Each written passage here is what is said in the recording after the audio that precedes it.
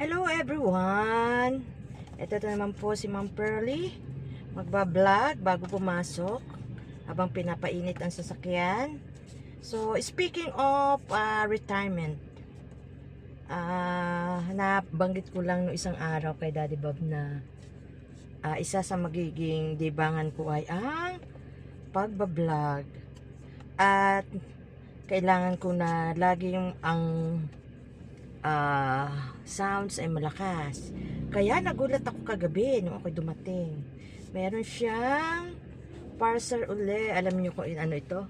Microphone. Ayan. Talagang very supportive si Daddy pa pagdating sa mga mga kaikikan ko. Ayan. So makakatulong ito. Salamat, Bossing Bob, sa suporta mo. Talagang ang haba ng hair ni Ma'am Pearly. So, ayan, oh. So, ibig sabihin, magbablog na ako ng bonggang-bongga. Okay, mainit na ang aking